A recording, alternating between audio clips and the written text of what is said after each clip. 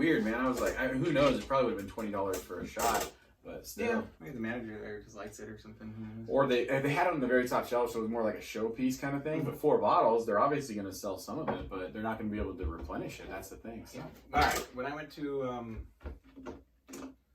PF Chang's, I expected to see some good Japanese whiskey there. Yeah, and they didn't. They just had Chintori. And you know what pisses me off is a lot of those places, even PF Chang's is one of them. It's funny because we went to the one in Rancho, and I thought the same thing when we looked at the bar. It was like, dude, like, their top end is like fucking Glenfiddich. Yeah. And then like their top end bourbon's like Angel's Envy. Yeah, it's like a little $50 bottle. Yeah, I'm it's sorry.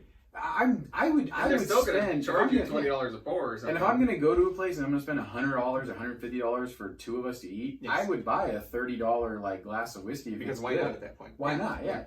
But they don't offer it. And I'd rather buy That's that. That's why I was than so surprised at BJ's. I was like, I've never even seen a bourbon like that. You know, the cocktail that I got was cool. You know, the smoke and all that. But but you can make Jack Daniels taste fucking delicious in a cocktail. Yeah, that's true. All right.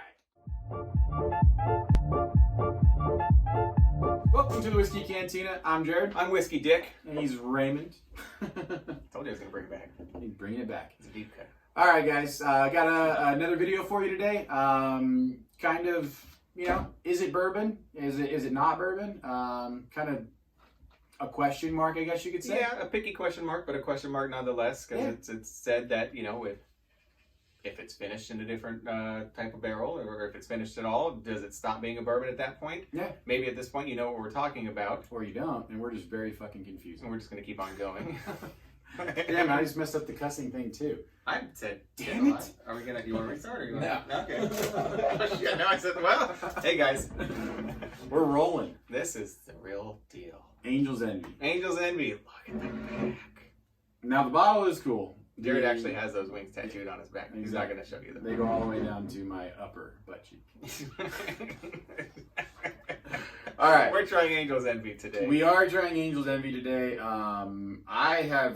I don't recall. I think I tried Angel's Envy years ago when it first came out, but I really don't remember it. I'm not too familiar. I don't know how familiar Raymond is. I've been told that I've had it, which I think is kind of a funny sentence. I don't think I've ever had it, though. This is something that I've been interested in for a while. It is a pretty popular bottle of very, very popular. Yeah, you see it at most. We were just talking about restaurants, bars. It's kind of, I would say they're considering this. We were kind of talking about the fact that real top end stuff almost doesn't exist at like bars and restaurants anymore. Yeah. Whereas this is kind of their consideration for top end bourbon at a bar or restaurant, depending upon where you're going. If you're going to a tasting room or something, that's completely different. Yeah. But yeah, it's kind of funny. I mean, I'm not saying Angel's Envy's, you know, I'm not dogging it, but I mean, when I think top end, we might. But when I think top end, I'm not initially thinking Angel's Envy. Yeah. But, you know, to each their own. Yeah. So, again, this is an interesting bourbon because it's aged for somewhere around 6 years, like all, you know, aged the same way that all good bourbons are aged. But it's finished in port wine casks for an undisclosed, but they say decent or good amount of time. So there are some in the field that say that it being finished at all basically stops it from being a bourbon. And supposedly the proof of that is the fact that on the bottle, it doesn't just say bourbon, it says bourbon whiskey finished in port wine barrels. It said that legally they have to put that on the bottle. Because they can't claim that it's straight bourbon can't call whiskey. It straight bourbon. They can't call it straight bourbon whiskey. But Raymond and I, when we were talking about this bottle, and one of the things we found interesting was, you know, is it bourbon? Is it not bourbon? It is legally bourbon. And when we say that, it's aged for 2 years in new oak barrels. Yeah, exactly. It's more than 50% corn. It meets all the criteria of a bourbon. Up to the finishing process. And then literally they put it into these port wines. So that's where a lot of people have a little bit, okay, well, after you call it bourbon and it is bourbon, if you do something different with it, does it change what it really is? And I would almost have to say no, personally, because I think that's unique. I think it's different. It's going to add some flavor profiles to it that we don't get out of normal bourbon. Yeah. So I think that's cool. It's bourbon with an asterisk, I guess, if you want with to. With an asterisk, you know, exactly. Yeah. So it's something, you know,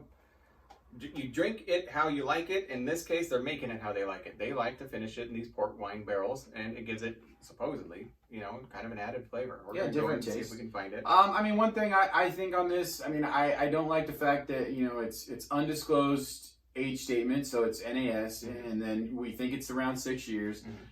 even on top of that, they put it in the port wine cask. They don't disclose undisclosed amount of time. for an undisclosed amount of time. It is 86.6 proof, so a medium proof, but still on the low end of the spectrum, so nothing high.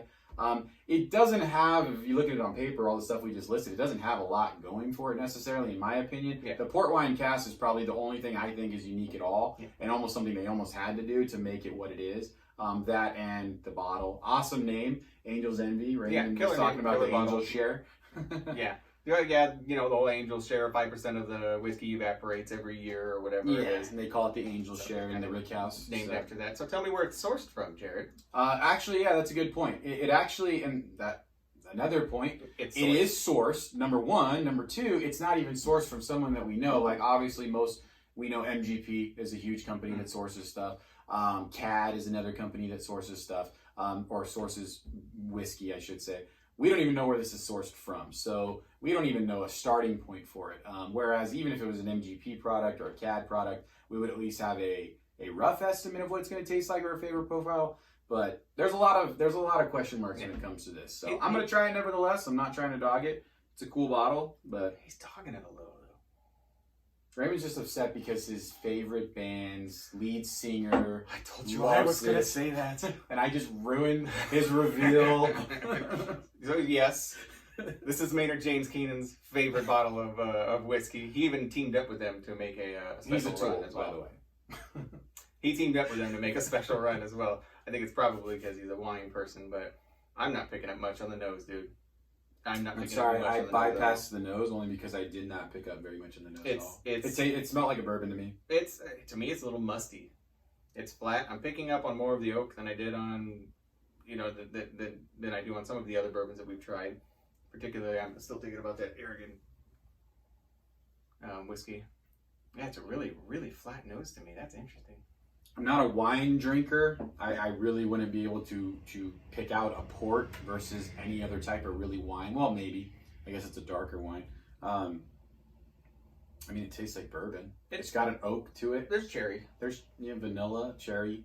I pick up on really, it's sharp. The maraschino cherries, I guess a little bit of maraschino. I mean 86.6 proof. I'm going to say, I think that 6-year estimate on aging is a little generous, only because you get a lot of ethanol. Yeah, you do. You really do. Not on the nose. So if I had to put my money on it, I'm going to say maybe 5 years, maybe a year in the port cask, maybe 4 years. I'm a little interested as far as how much ethanol I'm getting. Am I disappointed? I just wish I kind of knew what I was looking for with this whole port thing, because I'm not finding any difference. Yeah, it's not like nuanced or anything. What do you get from finishing it in that port barrel that you wouldn't get otherwise? Yeah, aside from a marketing ploy. Yeah, I mean, like I said, I'm picking up on the maraschino cherries, which is kind of a popular note in a lot of bourbon that I don't pick up on a lot. So you're getting that on the nose or the palate? No, I'm getting that on the palate, on the front end of the palate.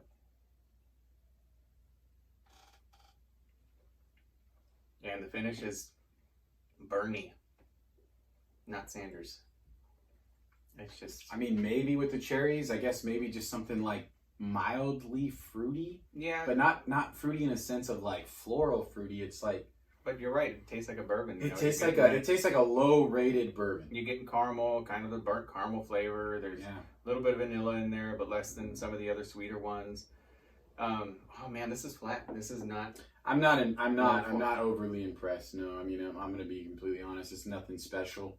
I wouldn't spend the amount of money that this costs. Yeah, what is? And by the way, I think this is in the $40 range. Yeah, right? it was upper 40s when I purchased it. Yeah. So I mean, again, you're paying for the name and the bottle and the potential of these port wine casks. You're just not getting necessarily the result, I think. Yeah. That's kind of why I'm a little upset as far as this being like a high-end bourbon when you go to... I mean, it's you can find it everywhere. But I mean, like the restaurant, yeah, the restaurant angle, the bar angle. Every time you go, it's like we got Angel's Envy. It's like if you're making a whiskey drink, it's Maker's Mark or Knob Creek, right? Yeah. So if you're making an old fashioned, that's what you get, right? If you're looking for something beyond that, you go with Angel's Envy, which to me, Maker's Mark and Knob Creek are better. And a lot more affordable. And a lot more affordable. I feel like I've made so this... use this for your old fashions. Yeah, I can actually see it being great in old fashions. Great in old fashions. It's bourbon. It's Jack. In there. It's white label Jack Daniels. Tell me that's much different. I don't think we have white label. No. It's gonna be better. The black label's gonna taste better. Yeah, I mean, I have made this comparison before. I feel like it's the Pabst Blue Ribbon of bourbon. It's very popular. It's very hip. You know, people seem to really like it. Yeah. But I would say that there are better bourbons out there, especially for the price. It reminds me, and you know, it's funny you mentioned that. Almost scotchy on the nose. Basil Hayden. It's that whole price thing. It's not terrible. But I like Basil Hayden, but I see what you're saying. But I like, this isn't bad. I would drink this. Don't get me wrong. I'm not going to like, this is not, it's not that freaking, I won't. But you know what I mean? It's not, it's just like Basil Hayden's. That's not a bad bourbon. But for the price, it's like, I'm not going to spend almost $50 on that. No, I agree. And I'm not going to spend almost $50 on this. I like that I found something new in the glass that I haven't found in a lot of the other bourbons that we've tried. With the cherries? Yes. Yeah. But that's not enough. Yeah. And I'm not really picking up the cherries, to be completely honest. I'm not going to lie about that. I would love to figure out this whole podcast thing.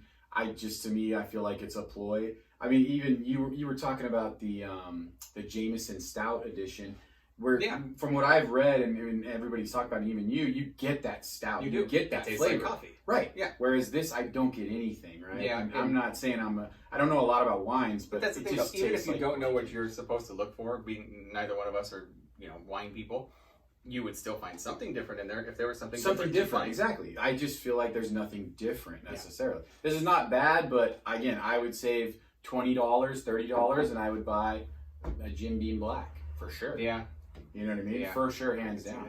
So again, it's not always bottles cool, but again, sorry, this wasn't as exciting as we thought. But hey, we want to give honest reviews. We want to give us we want to give you our honest take. And Angel's Particularly, I'm happy that we can dump on one for once. Yeah, exactly. I'm going to start calling it Devil's Envy because I don't want to call it Angel's Envy. Well, guys, please like, please comment, please subscribe. Stick around for the next video because we'll be back. Drink safe, drink responsibly, and cheers. Cheers. Thanks, guys.